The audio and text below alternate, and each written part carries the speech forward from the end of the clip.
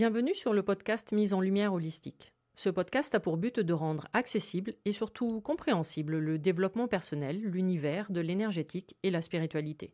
Mise en lumière holistique est là pour vous apporter des clés de compréhension dans votre cheminement intérieur spirituel. Des clés pour avancer, comprendre et œuvrer sur vous-même. Je suis Véronique Thorezin, coach, mentor et thérapeute holistique quantique. Et c'est la maladie, une sclérose en plaques, maladie neurologique dont je suis atteinte depuis plus de 15 ans, qui m'a permis de découvrir et plonger dans le monde énergétique il y a plus de 10 ans maintenant. De par mes propres expériences, mes connaissances acquises, mes compréhensions qui sont devenues aujourd'hui mon expertise, je vous accompagne avec ce podcast pour un moment de partage, afin de vous permettre de transformer votre monde intérieur et votre vie pour retrouver votre pouvoir intérieur et votre souveraineté. Chaque semaine, seul ou avec des intervenants, j'aborderai de nombreux aspects de l'univers énergétique, tels le lâcher-prise, la confiance en soi, les différents plans de conscience, la médecine traditionnelle chinoise, ainsi que bien d'autres pratiques de la spiritualité. Et surtout, une notion chère à mon cœur, l'ancrage, la clé de votre être. Je vous souhaite la bienvenue pour ce moment d'écoute. Vous êtes un corps, une âme et un esprit.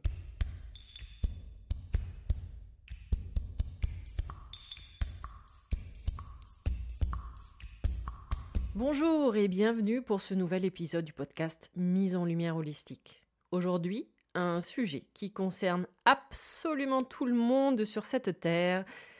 Il s'agit de la peau. On va chercher à comprendre cet organe au niveau de sa symbolique et sa représentation, du point de vue énergétique, saupoudré de médecine traditionnelle chinoise. Alors oui, j'ai bien dit organe, car on se demande quel est l'organe le plus lourd du corps humain. Généralement, on pense toujours au foie, au cœur ou à l'estomac, alors que c'est la peau.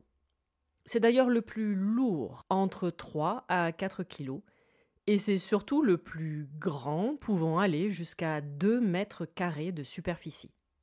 Alors non, je ne vais pas vous décrire la composition de la peau, faite d'un épiderme, d'un derme et d'un hypoderme. Je vous laisse vous rapprocher de docteurs, dermatologues ou de spécialistes dont c'est le métier, ou même de vos cours de biologie à l'école. Je resterai uniquement sur la symbolique énergétique de notre enveloppe corporelle, celle qui sert de protection ou de barrière entre notre monde intérieur et notre monde extérieur. Protection au niveau du plan corporel. Déjà en servant de barrière aux microbes, de la chaleur et du froid, des coups que l'on peut se faire ou recevoir. Mais c'est également sur le plan spirituel la frontière entre notre individualité, c'est-à-dire notre monde intérieur, et les autres, notre monde extérieur. C'est la délimitation, la frontière protectrice de la partie la plus intime de notre être, c'est-à-dire l'intérieur. C'est celle que nous allons, ou pas d'ailleurs, sociabiliser, car elle est notre apparence dans ce monde.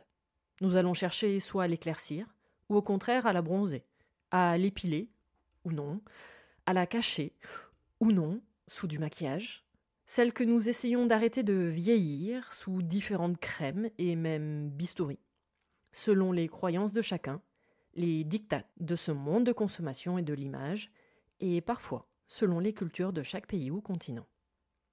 La peau a donc plein de fonctions. Elle représente la protection, mais également le contact, la communication, avec également notre sensibilité quand nous sommes à fleur de peau. C'est un lieu d'échange affectif par le toucher. Mais la peau est bien plus que cela. C'est le lieu qui permet à l'émotion de circuler grâce à un véhicule, l'eau, ou plutôt les liquides organiques. Je vous en parle juste après avec une explication un peu chinoise. L'information de nos émotions, donc du contrôle de notre mental, va passer ses messages par la peau et ses différentes réactions. Elle peut rougir de honte ou de colère, elle peut frissonner de peur, elle peut devenir verte de rage, elle peut hérisser le poil, elle avertit du froid ou du chaud pour des questions de survie. Elle exprime à l'extérieur tout ce que je ressens au plus profond de moi-même et que je ne peux pas cacher. Si je suis dur avec moi-même, la peau sera elle-même dure. Si je suis en colère, la peau sera irritée. Si elle est moite, je vis en insécurité. Votre corps est la partie visible de l'arbre de votre ancrage. Voyez donc votre peau comme son écorce. Elle représente un immense système d'information. Et elle possède sa propre mémoire. C'est elle qui, en premier, va réceptionner les différents traumatismes que l'on a subis tout au long de sa vie. Elle enregistre les émotions par rapport à l'expérience du jeu terrestre. Vous avez sûrement déjà entendu parler des mémoires cellulaires si vous vous intéressez au dev perso. Eh bien, voilà. Vous savez maintenant où elles sont stockées avec les fascias. Voyons maintenant la peau, mais du point de vue de la médecine traditionnelle chinoise, ma base thérapeutique. Si vous avez déjà écouté les épisodes du podcast dédiés à la MTC, surtout celui de l'automne, vous avez peut-être retenu que c'est le poumon qui contrôle la peau. Alors, petit rappel. Le poumon, organe en lien avec la saison de l'automne, travaille main dans la main avec le rein, organe lui-même de la saison de l'hiver. On dit que le poumon régule la voie des eaux, tandis que le rein gouverne la voie des eaux. Tandis que l'un fait descendre les liquides organiques, l'autre en élimine la partie impure. Alors, ce que nous appelons liquide organique en MTC correspond à l'ensemble des liquides du corps, c'est-à-dire les sécrétions, le sérum et plasma sanguin, les urines, en fait tout ce qui est fluide dans votre corps. Ils proviennent absolument tous de votre carburant, c'est-à-dire de l'essence de votre corps, je veux dire votre alimentation. Donc la fonction du poumon est de faire descendre les liquides organiques, tandis que le rein filtre en éliminant la partie pure et impure. Puis il renvoie la partie pure au poumon, afin que celui-ci la diffuse au niveau de la peau. Ces liquides vont devenir une sorte de brume, afin d'être diffusés sous la peau, plus précisément entre l'espace entre votre peau et les muscles. C'est la fonction du poumon, c'est lui qui gère l'ouverture ou la fermeture des pores de votre peau. Donc si par hasard votre gestion est altérée, ça peut créer des œdèmes par exemple. C'est également cette fonction qui va donner un bel éclat à votre peau. Si la peau manque de nutriments, donc de liquide organique, elle deviendra sèche et rugueuse. De plus, la personne aura une très bonne résistance aux attaques pathogènes, maladies et virus. Elle va développer ce que l'on appelle en MTC un chi protecteur, grâce à cette énergie parfaitement équilibrée. Donc le poumon gère la diffusion des liquides à travers la peau. Mais également, c'est lui, le poumon, qui va propulser ces liquides vers le rein et la vessie pour les urines. Le chi du poumon, considéré comme le ministre, soutient également le cœur, l'empereur, à maîtriser le sang. Car le poumon contrôle les vaisseaux sanguins, il régule l'énergie circulant dans les méridiens d'acupuncture ou encore la diffusion et la descente du chi et des liquides organiques. La MTC vient de vous montrer l'importance donc de la qualité de votre alimentation, mais ça, j'ai déjà eu l'occasion de vous en parler régulièrement ici.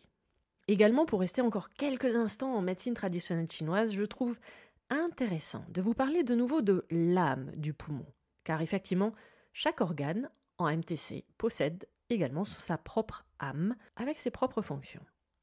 Car ce qui est intéressant, c'est que celle du poumon s'appelle Po, P-O, et correspond à l'âme dite corporelle du poumon.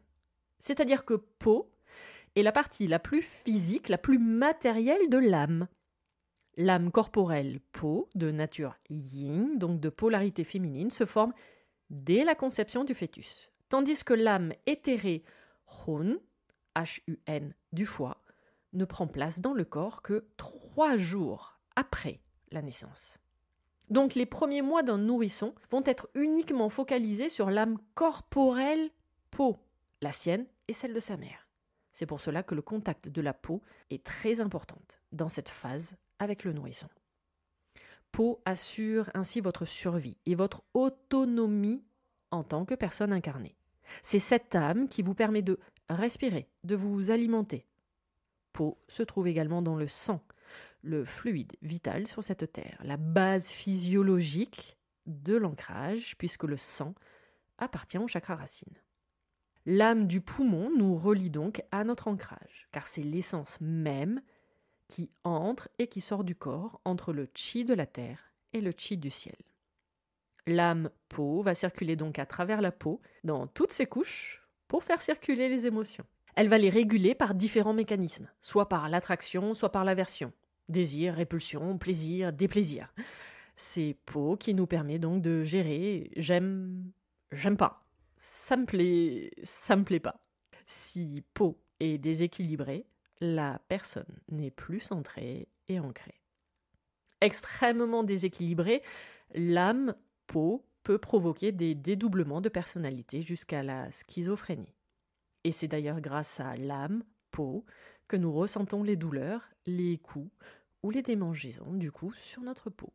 Je viens de vous parler principalement de l'organe du poumon et un peu du rein.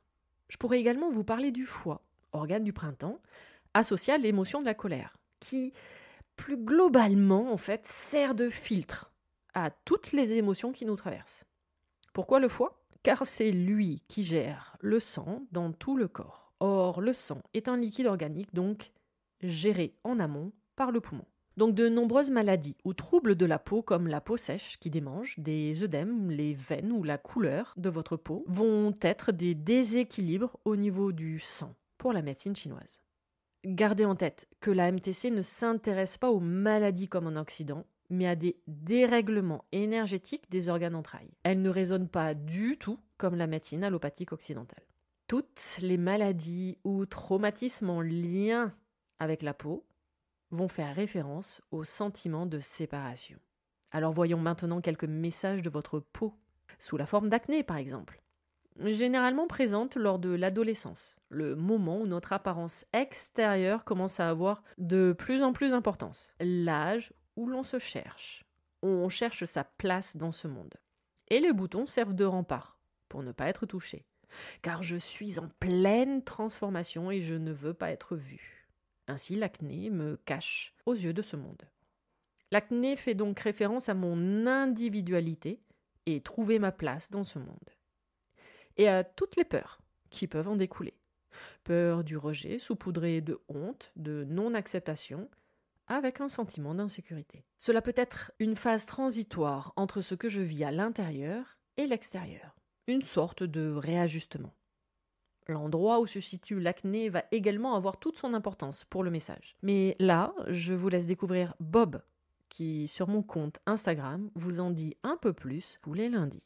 Les boutons expriment de l'impatience et par effet qui se coule, de la frustration, donc du feu, de la colère sous-jacente.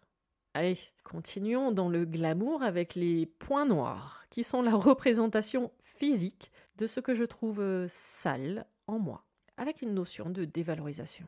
Voyons maintenant la peau grasse. Alors n'oubliez pas, la peau, c'est la frontière entre votre monde intérieur et votre monde extérieur. C'est celle qui enveloppe votre énergie. Et donc, elle essaye de vous permettre de trouver votre place dans ce monde. Ne vous cachez plus. Car avec une peau grasse, je cherche à cacher toutes mes émotions sans que l'on puisse m'attraper. Ma peau grasse me permet ainsi de glisser et de m'enfuir. Au contraire, la peau sèche. Hormis évidemment le manque d'hydratation, elle est la résultante d'une émotion ou même de la blessure de l'abandon. Je me sens abandonné ou je m'abandonne. Je manque d'affection ou d'amour. Vous savez, un peu comme la plante verte sur le bureau que l'on a tendance à oublier facilement pour l'arroser. Les ampoules, elles sont la symbolique d'une faiblesse émotionnelle à un moment donné.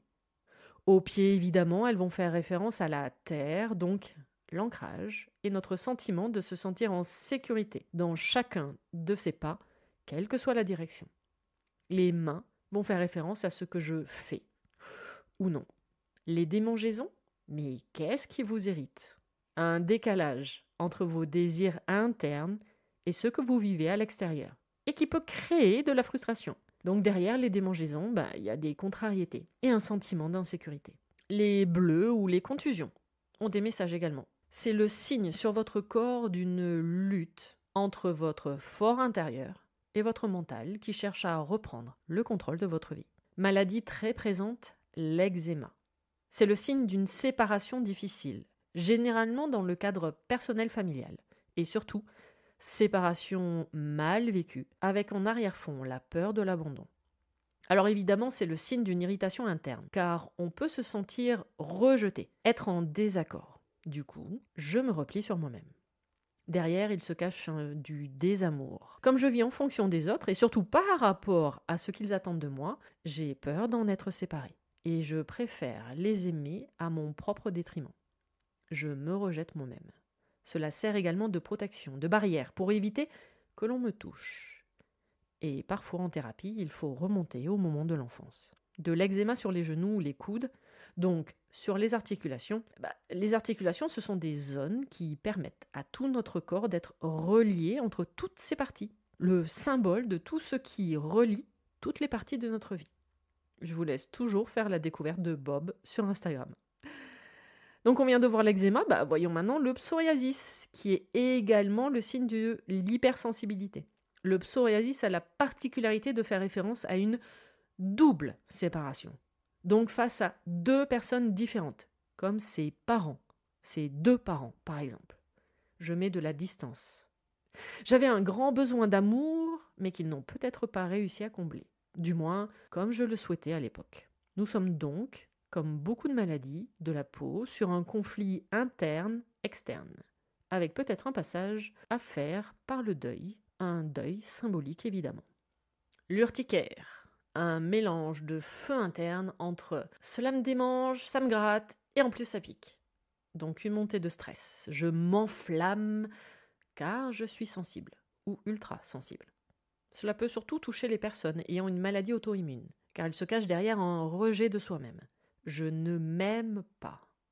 Donc je me cache. Donc je prends la décision aujourd'hui de ne plus vivre pour les autres. Ainsi, je deviens le maître de ma vie. Voyons maintenant le cancer de la peau, ou mélanome malin.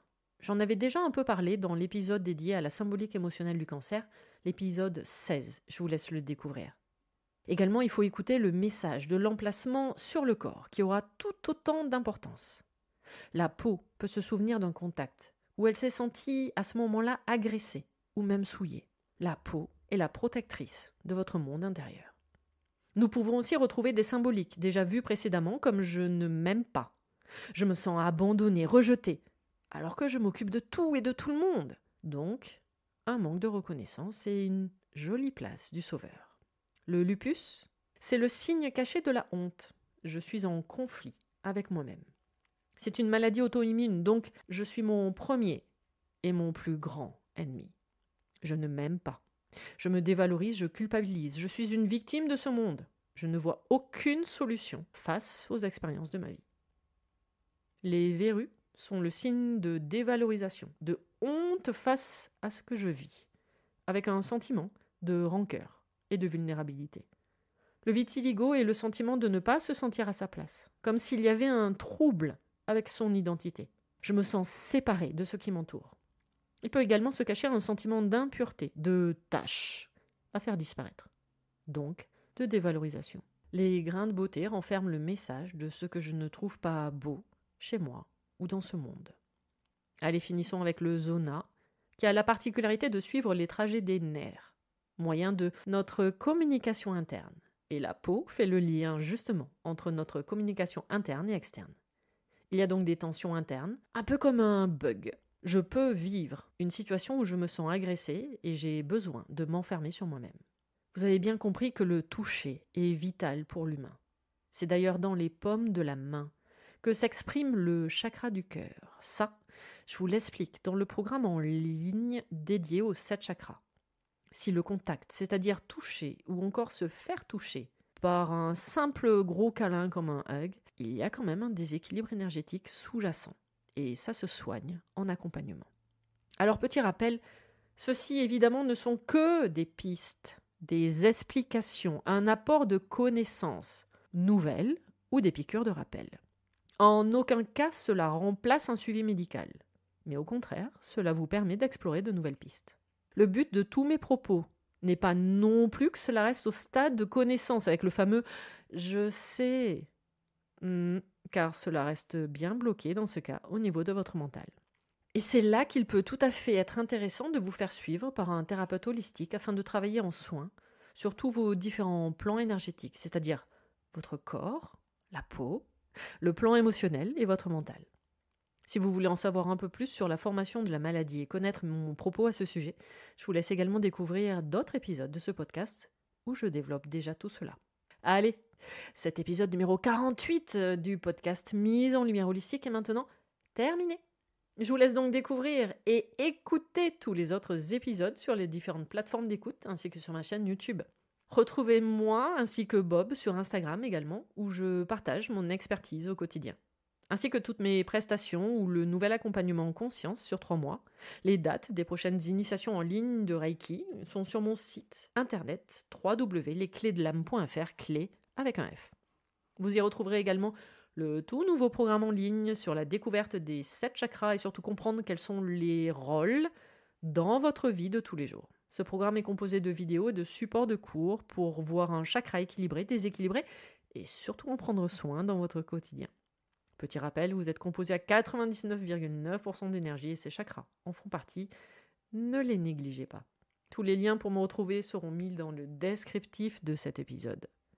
À vos prochaines écoutes, à nos prochaines aventures. Merveilleux moment à vous et à très vite dans un prochain épisode qui d'ailleurs sera de nouveau piraté par le podcast du psy, la coach et le mentor. À la semaine prochaine. Pour ne manquer aucun des prochains épisodes, n'hésitez pas à vous abonner sur votre plateforme d'écoute favorite, à commenter, à noter et même partager le podcast Mise en Lumière Holistique. Vous êtes un corps, une âme et un esprit et n'oubliez jamais, vous êtes précieux.